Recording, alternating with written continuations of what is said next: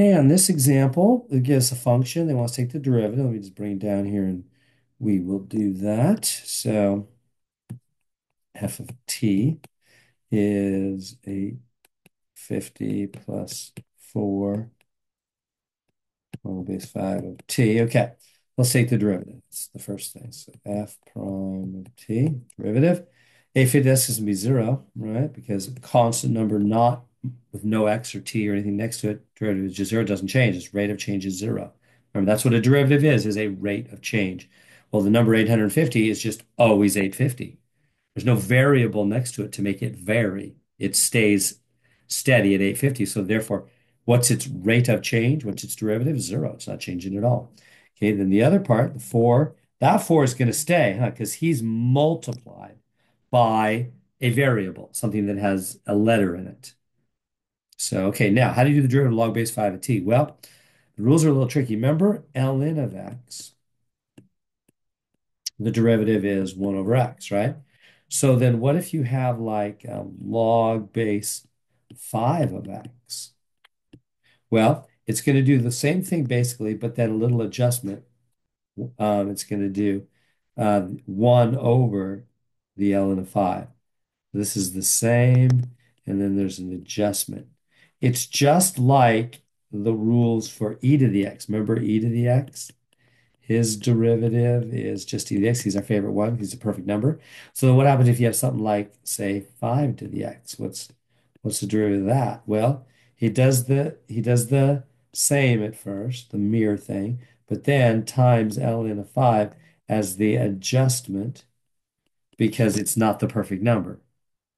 So you see the pattern to make it clear, right? So remember, ln is base e. So it's the perfect number. It's the log with the perfect base for derivatives anyway. And so it's just 1 over x. So any other log with a different base, it's going to have the adjustment. The log adjustment, we multiply it in the denominator, 1 over it. The exponent power thing, we multiply the adjustment just straight beside it, not in the denominator. Because what? Exponential growth is explosive. Things get bigger and bigger and bigger. Logarithmic is slow growth. It's the inverse, the opposite. So it goes in the denominator. So that helps you. So then coming back down to this one, this is going to be what? Times 1 over t, right? Like ln, just think of ln of t here. And you go 1 over t, but then times, it's not ln, it's not the ln, which is base e, the perfect base. You got to go 1 over ln of 5 for the adjustment. There's the derivative. Okay, and then you can just get rid of that 0. I don't care about that. So let's clean that up. You can put the 4 on the top because he's 4 over 1, right? So he multiplies the 1 and the 1 on the top. 4 times 1 times 1 is 4. The bottom, 1 times ln, oh, sorry, 1 times t. It's t ln 5. There's the answer they got. You can put either order, it doesn't matter. Okay, there's the derivative. Now, and then they want you to plug in 8. So take your calculator and pop in an 8, and you'll get this number right here. Now, what does this mean? What does f of 8 equals 855 mean? What does that mean? Oh, where did they get f of 8? Yeah, they well, all we yeah, that we didn't actually find f of 8. They're just telling us, hey, by the way, f of 8 is 855.